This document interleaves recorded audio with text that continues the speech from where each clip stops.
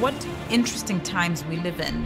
The leaders of the West are pushing massively against globalization, and at the same time, China has its president stand up and defend globalization. 我宣布，一带一路国际合作高峰论坛圆桌峰会开幕。 So the Belt and Road Initiative is the big idea for the world, and what it does is it tries to convey this idea of engaging with China on your terms, but also on China's terms. The Western financial crisis in 2007-8 was the key moment. The economy had to be reconceived. There were new opportunities, and he recognized them. In the raw politics of international relations, what it means is a greater emphasis on a multipolar order driven by multilateral institutions, pursuing a community of common destiny. 我们生活在同一个全球村，我们每一个国家都要承担一份责任。中国方案是构建人类命运共同体，实现共赢、共享。 I'm Marianne O'Hotter. Some people are saying that the 21st century will be China's century, and I think that's absolutely right. My name is Danny Forster, and I've had the opportunity to travel all over China.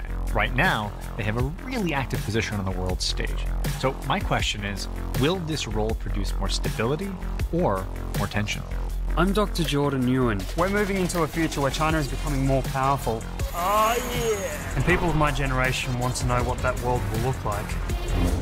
In this episode, we touch down on 4 continents to discover how Chinese investment and culture are changing lives, as China takes its place as a leading player on the world stage.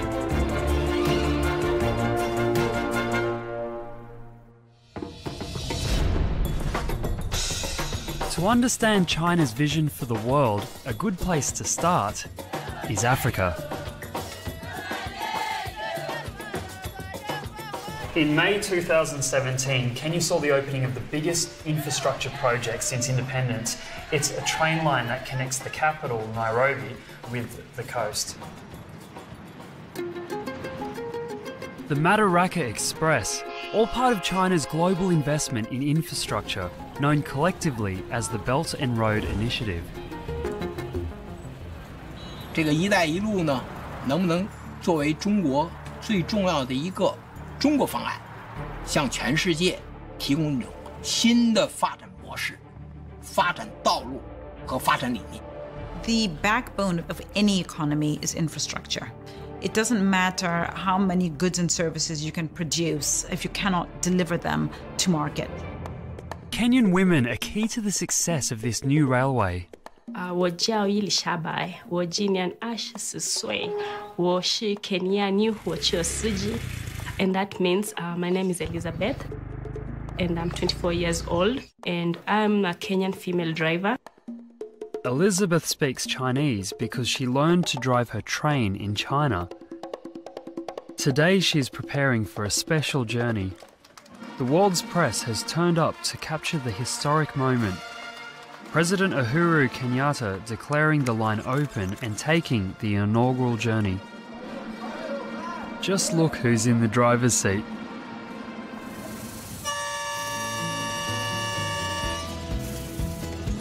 Before the Chinese came on board with the project, rail travel in Kenya had been way off track. The previous line, built over 100 years ago, was known locally as the Lunatic Express and was unable to meet the needs of modern Kenya. All attempts to make that railway commercial so that it can carry a lot of freight and also carry a lot of passengers has been unsuccessful.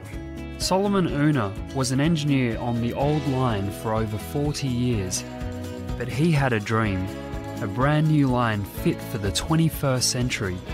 There was just one problem: money. Finally, in 2014, President Xi Jinping offered a solution: a loan of 90% of the costs of the new railway, technical expertise and overseas training for Kenyans. For Elizabeth, a whole new chapter in her life began. We went for training in China. That was the first time I got hold of driving a train. It was really exciting because I thought, this is something I didn't imagine myself doing. 一个国家发展就是要对它的人力资本进行投资，我们帮助他们来进行人力资本投资。The investment in infrastructure in Kenya will expand into the interior is massively transformative for countries that need to trade. If they can use that capital to invest in a country that is 100% arable land or where they can easily grow crops, then they can say, we'll build the infrastructure, win for you, but in return, we need food. Can you export all your food to us? Win for us. Following the success of the president's opening, Nairobi to Mombasa has become a regular trip for Elizabeth. After turning on the locomotive, the journey starts.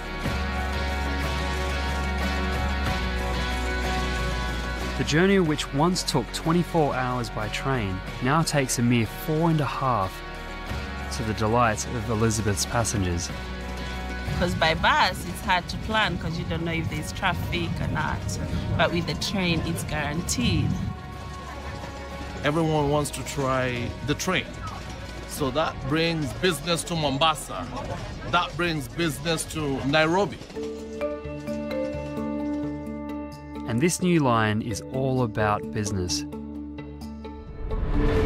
The motivation for China getting involved is the expectation that improved transport links between the port of Mombasa and Nairobi will energise the Kenyan economy. This project has given the Kenyans a lot of pride. High speed, high capacity, modern railway.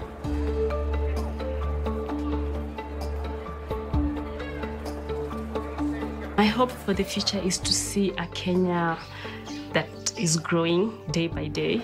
I feel like I have empowered so many women out there. I really like my job. The core idea is to improve infrastructure in developing countries, and it leverages to a large extent China's experience in infrastructure, whether it's trains or roads or airports. The reality is China is doing what it's doing in Africa across the world. They're doing it in the United States, they're investing in Canada, in United Kingdom. They are massive investors in South America, in Asia, in Europe. The Belt and Road Initiative is China's idea to relink Africa and Europe with Asia via new infrastructure. And it isn't only about developing countries. Anybody can get involved. One place hoping to benefit from Xi's Belt and Road dream is a city that owes its beauty and status to history, to the last time the Silk Road flourished. Venice, Italy. Former Mayor Paolo Costa, Venice-born and bred, is on a mission to revive the glory days of his city. 500 years ago, it was one of the richest and most cosmopolitan cities in the world. It was absolutely the point in which everything was happening. Maybe today I have to say it's the Shanghai of that time. All thanks to trade along the medieval Silk Road. But today, Venice has a problem. Tourism is almost the only industry left in the city. Its old prosperity as a wealthy port city built on flourishing international east-west trade is long gone. 我们要对接所有国家的发展的战略，我们这是使亚洲地区、非洲地区复兴，也要使欧洲地区进一步的复兴。 Well, what makes now Venice special is what it was, not what it is. It may be what it will be.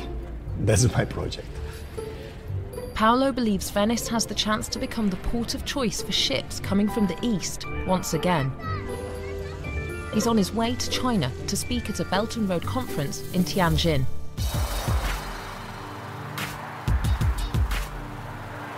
Belt and Road projects are already under construction. Railways, roads and bridges in Ethiopia and Laos. Power plants across Central and South Asia. Ports in Greece and Pakistan.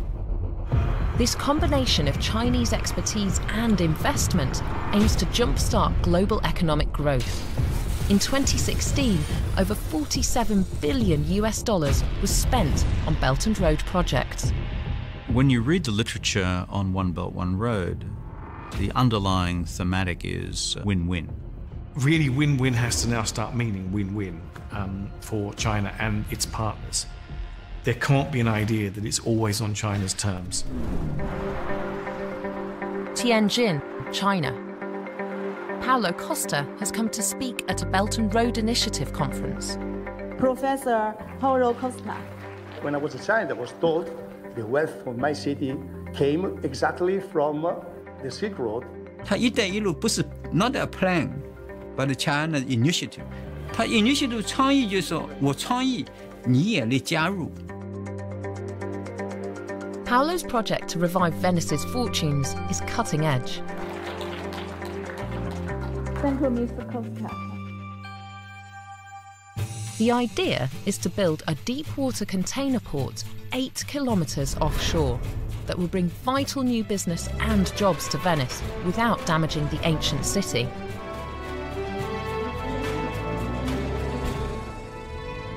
He tried for years without success to get investment in Europe.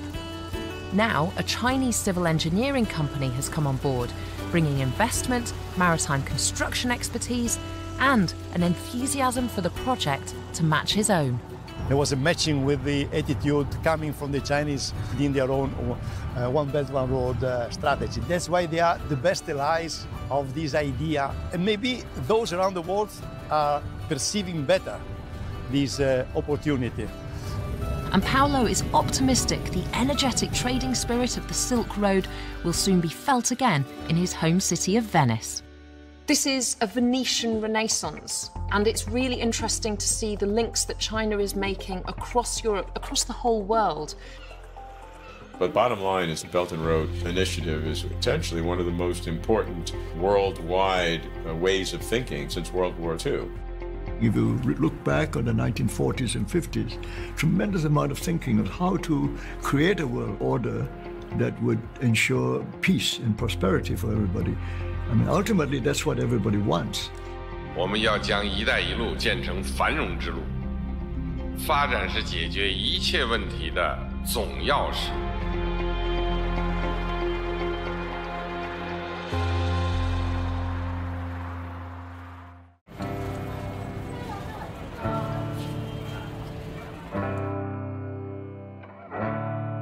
Hangzhou 2016. The people of the city are preparing for the G20 Summit, from the bike repairman all the way to the all-female park patrol wardens. This city is getting ready to welcome the world. I think one of the byproducts of China's now public role on the world stage is that the world is listening. For the first time, China will host the G20, and President Xi Jinping will chair the meeting. I think that's the first time in modern history that a Chinese leader has had that kind of audience in the West. 中国对外开放不是要一家唱独角戏，而是欢迎各方共同参与；不是要营造自己的后花园，而是要建设各国共享的百花园。 The things that Xi Jinping says, his philosophies, his ideas, are not just germane to the Chinese people, but to the world beyond. Xi Jinping is a leader who dreams very big dreams. I think he has a genuine sense of personal destiny as well. Strong, far-sighted, self-confident.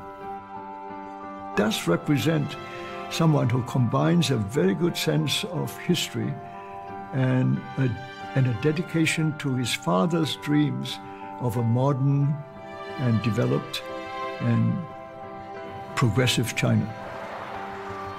Alongside Xi Jinping's commitment to globalization is his concept of the community of shared destiny.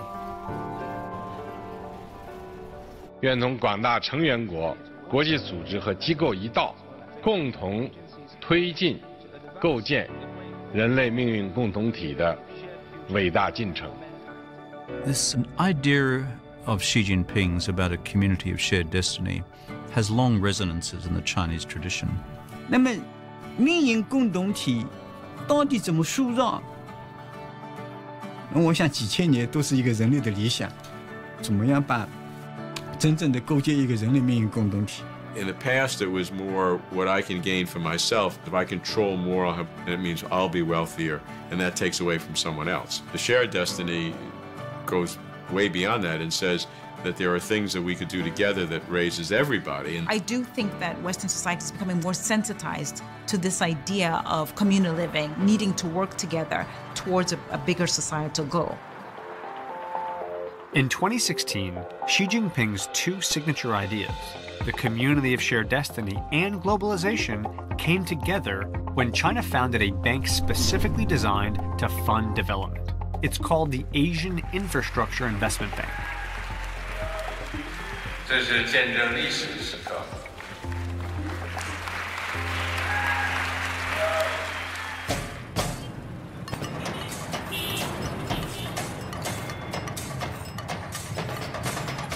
Think about infrastructure in very big terms, railways and airports and so forth, but we don't often think about bottom-up development, and it's also really, really critical. One of the AIIB's first loans was to help improve hundreds of poor Indonesian neighborhoods. Upgrading a slum in Indonesia might seem like a really small project, but the economic implication can be huge. Meet Sumono. He's an ampo maker, a healer of sorts. He makes a type of traditional Javanese herbal remedy. Dan saya sehari-hari di Yogyakarta, pekerjaan saya bikin ampo dari tanah liat. Potential benefit is addressing world imbalance and giving developing countries the tools to build themselves, and that makes it sustainable. Locals chew ampo to aid digestion. For this, he needs clean sand. However, when the local river was polluted, Sumono could not work. 另外来看呢，就是我们创新融资手段，比如建立亚投行，实行长期对基础设施的贷款、低息了，还有其他的一些手段，能够进行融资。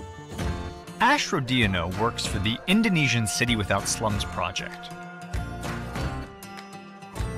His team have upgraded the sewage waste and drainage systems, improved roads, and developed green areas. Fasilitas-fasilitas yang memang itu sangat dibutuhkan oleh masyarakat, yang tadinya memang masyarakat tidak pernah bermimpi akan seperti ini hasilnya. Untuk kegiatan-kegiatan yang kita lakukan memang tidak hanya fokus pada infrastruktur, tapi juga pada pengembangan kapasitas masyarakat. The clean and accessible waterways means Sumono has been able to return to work as a healer. And life for everyone in the community has improved. Kalau sore buat main anak-anak, dan sekarang bersih lah, sangat bagus. The project's reach extends to 154 cities in Indonesia and will benefit nearly 8 million people. That kind of local, community-based domestic dignity has a huge impact in the economic development for this town and neighborhoods just like it. 56 countries have now joined the AIIB, and they've invested a whopping $3 billion in development projects across Asia, Europe, and the Middle East.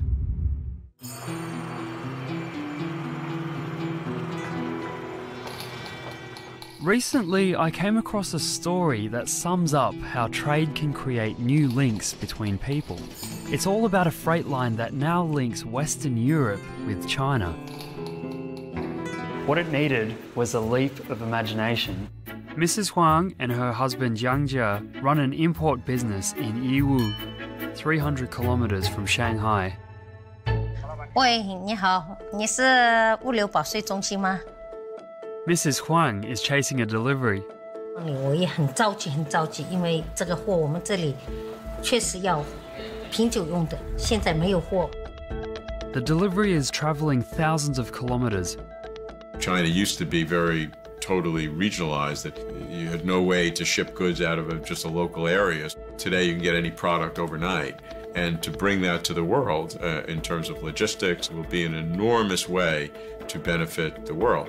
And it's about connectivity. It's about creating connectivity in terms of internet, logistics, people-to-people, cultural links, trying to kind of create people's interest in engaging with China who have never thought of it before. Wine, it's my life, but it's not just a drink, it's really a lifestyle and a passion that you can share to everybody.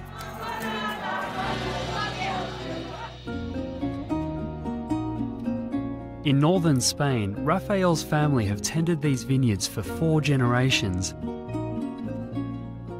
China is the world's largest market for wine, which means big business for Rafael. But it's not just about the wine. It's a time to let them understand our character, our philosophy. Rioja is so small, but with a lot of passion. And thanks to the new linking of international railways, there's a new way to get his wine to China. 通过互联互通，就会进一步的推动整个经济一体化、经济全球化。It's an epic journey. Travelling through 8 countries, it withstands extreme weather with temperatures as low as -40 degrees. With 3 track changes. But it's quicker than travelling by sea and cheaper than going by air. Arriving at its destination around 21 days later.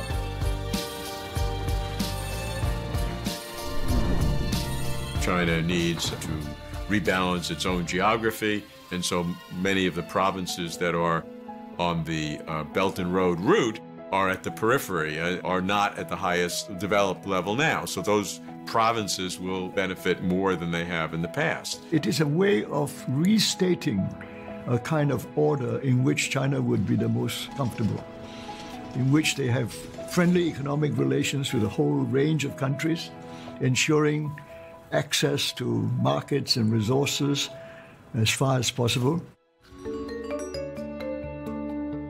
哎，老公啊，货到了，去拿货吧，谢谢啊。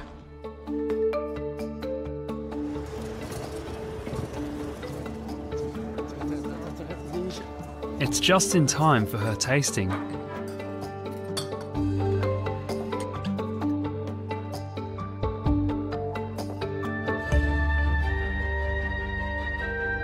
And for the return trip, businessmen in Yiwu fill the train with goods people in Europe want to buy.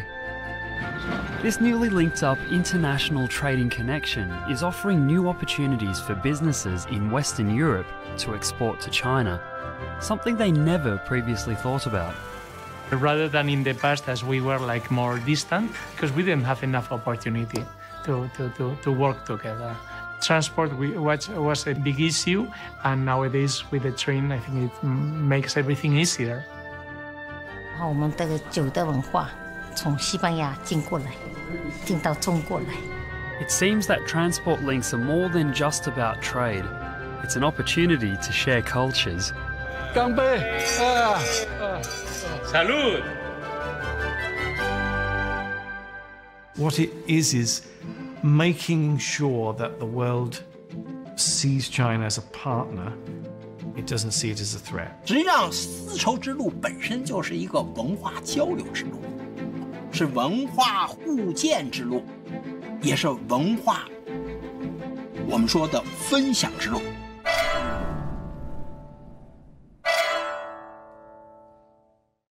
President Xi has even coined a phrase for this, the Silk Road spirit. It's the inspiring idea that when people from different cultures come together, they can create something great. World-class pipa player Wu Man has come to New Haven to collaborate with award-winning American string quartet, the Miro Quartet.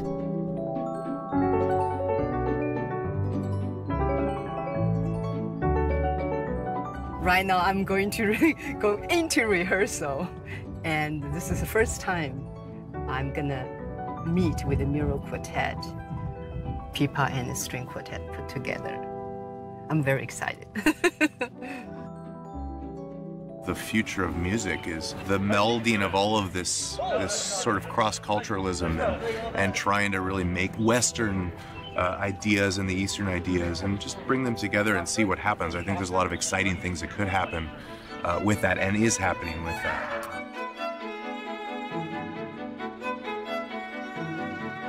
The piece Gardenia has been specially written for their collaboration by Chinese composer Ye Xiaogang.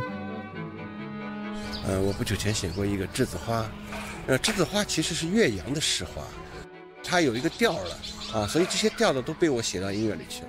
那么这个东西当和西方的乐器一结合，和西方的音乐文化一结合，产生了一种很独特的，在东方和西方文化之上的一种新的一个文化。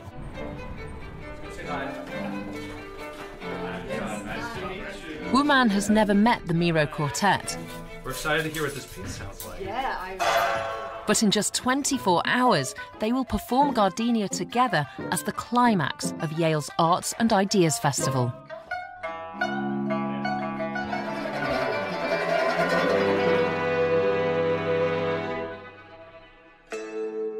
Cultural exchange is so important because it reminds us to be proud of our own cultural traditions. It also reminds us of the common ground that we all share.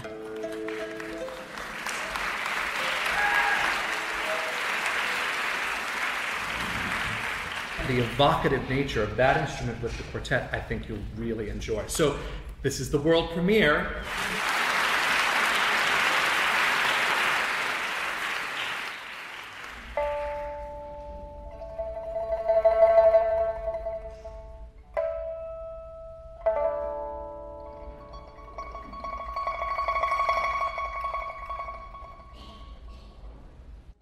这就从中国之梦变成世界之梦。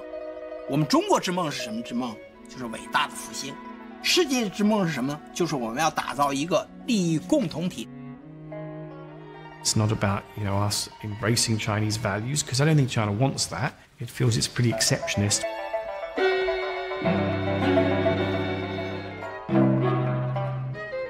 The other influence which people have really thought about is cultural. This is going to be such a powerful feature of Chinese influence in the world.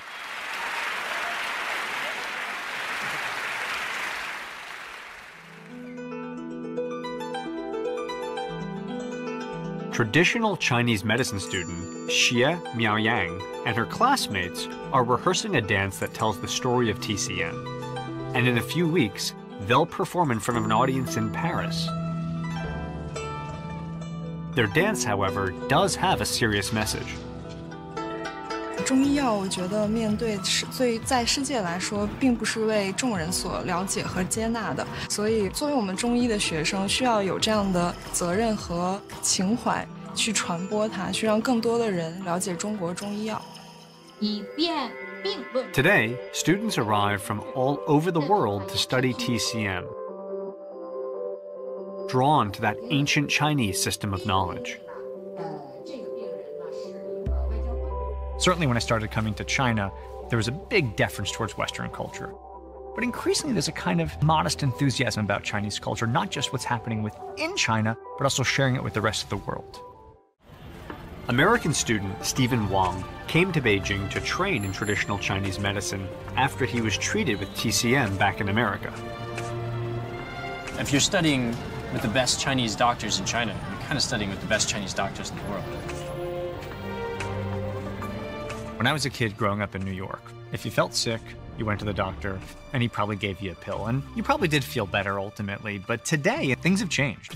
You will actually have a legitimate conversation about pairing Western and Eastern medical methodologies, and that's a big change. Stephen is in his final year of his studies, and today, he's treating a patient. To alleviate her condition, Stephen is going to perform acupuncture. This is used to release the flow of energy known as qi. Practitioners believe that qi travels throughout the body on different paths, meeting at the top of the head.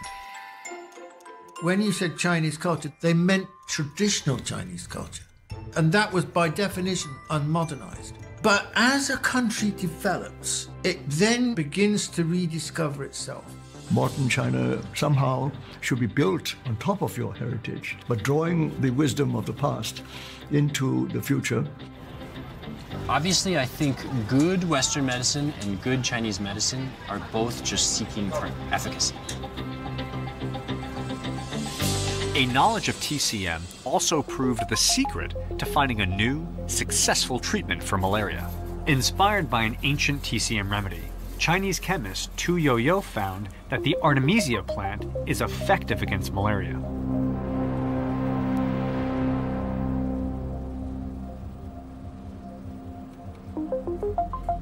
Her discoveries have saved millions of lives and won her a Nobel Prize.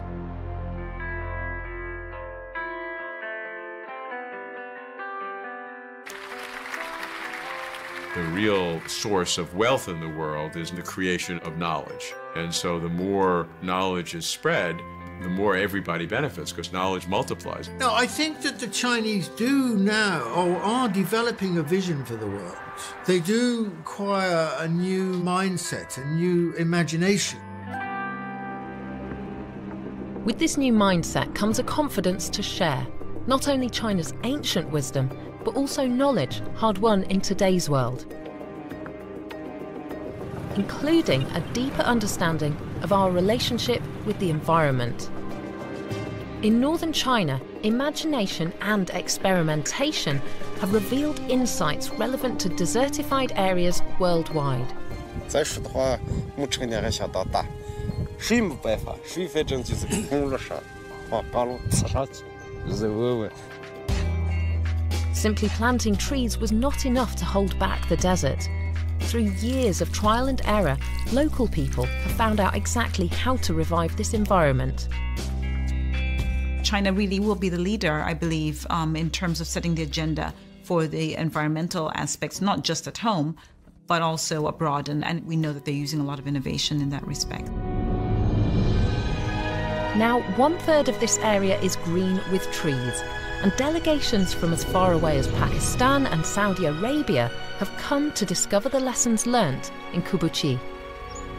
Protecting the environment is probably the single biggest issue that is facing our generation.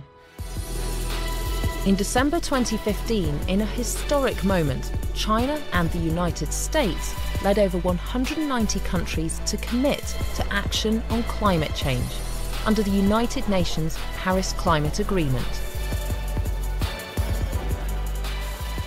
作为全球治理的一个重要领域，应对气候变化的全球努力是一面镜子，给我们思考和探索未来全球治理模式，推动建设人类命运共同体带来宝贵启示。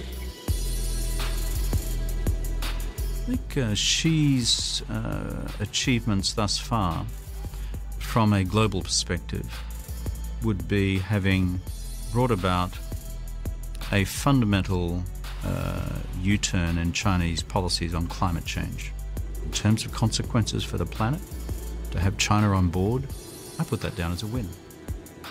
I see a newfound confidence that means that China and Xi Jinping are really taking their place on a global stage. China is getting more deeply involved in a wide range of global institutions. China has become a major funder of the World Health Organization and the World Bank. Their voice is heard in the G20 and at the UN Security Council. As China takes a more prominent role on the world stage, I'm keen to understand, what kind of global power will China be?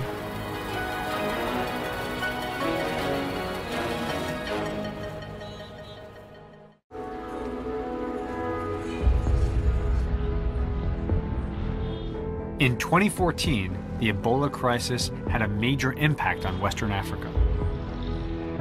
China sent medical personnel to help the victims, as well as disease prevention specialists to try and stop the outbreak. This was a first in China, the very first time that they sent aid to a foreign country in response to a health crisis. We'll fight Ebola together. By 2016, China had sent medical aid to 69 countries, including 600,000 medical personnel at a cost of 60 billion US dollars. Dr. Lilian was trained in China as part of this aid program. Now she's back in Rwanda, working alongside her Chinese mentor, Dr. Liu. I really wanted to go to China because I had Chinese, they do work very hard and they are developing very fast. So I thought maybe there's something I can learn from them. 天津不好学的，他现在基本上产科门诊现在基本上除了就普通的没有特别大的异常的，就差不多了。 Today, they're operating on a young woman pregnant with twins.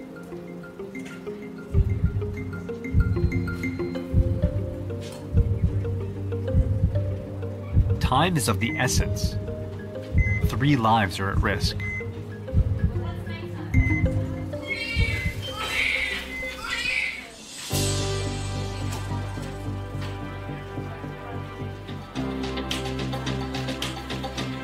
Nobody wants to feel like they're the object of charity. But if you give me a tool that I can build my own house or do something myself or educate me, then I feel good and I appreciate it. Their notion of community and a shared destiny doesn't stop at my Chinese neighbor or the Chinese society. They're very much pushing this idea as a global frame for the way in which the world should engage, one in which we should care about what's happening in countries elsewhere. Angkor is a world-famous archaeological site in Cambodia and a place with such importance for human history, for understanding civilization and where we've come from, isn't just the responsibility of Cambodia, it's a global responsibility. Liu Yuenda is one of many Chinese conservation specialists who've taken up this challenge of helping preserve our shared global cultural heritage. 当时我很小的时候，我们在上小学的时候吧，我记得是，那个时候老师讲的一些世界的几大奇迹，我记得其中之一有一个就是柬埔寨的吴哥窟。Sites like Angkor need to be protected, and the way to do that is through international collaboration. Local man Nuth Piong is part of the conservation team. รำรวงដើមមិនគេគេធ្វើឲ្យទៅតាមរำរวងដើមវិញចា我们所有的就是跟当地的人都非常的融洽，我们就平时的话就像朋友一样，在工作上配合呢，因为长时间的一个配合已经有了一定的默契。បាទខ្ញុំធ្វើការជាមួយក្រុមចិននេះគឺអត់មានការឧបសគ្គអ្វីទេបាទព្រោះអានេះ 吴哥这个考古，整个吴哥考古公园里面，这里面有很多大大小小很多的遗址，这是一个可以说是全人类的一个文化瑰宝吧。可以说，不同的宗教、不同的文化这种交流，是人类发展历史的一个主线、主流。The concept of shared destiny is a very important one. It's a dance between what you do for your self-interest and what you do for the world. China's position as a sort of leader, as a global power, means more and more responsibilities. Wherever you go in the world, China is so evident. Not just investing in developing countries, but also taking a role in global institutions. In 2015, Chinese peacekeepers began a tour of duty in South Sudan. They're still there today. 7班乘坐3筒1 9班乘坐3筒3 One of the world's poorest countries, civil war broke out here shortly after independence. The peacekeepers' job is to protect the civilian population against attacks by rival militias. Out on patrol through the bush, they must always be on alert for attack. This is the UN camp. The Chinese are becoming not just Chinese citizens, but global citizens. The United Nations peacekeeping operations, I mean, I think now China is the biggest single contributor to peacekeeping operations. These are all part of China being much more interested in, willing to participate globally. After years of war, basic services have broken down. 7 million people in South Sudan are in need of emergency aid. The peacekeepers go into local villages to give vital medical treatment.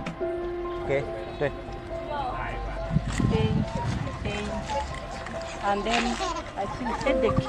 During this tour of duty in South Sudan, 2 Chinese soldiers were killed. They were among 35,000 Chinese men and women who've served the United Nations as Blue Helmets.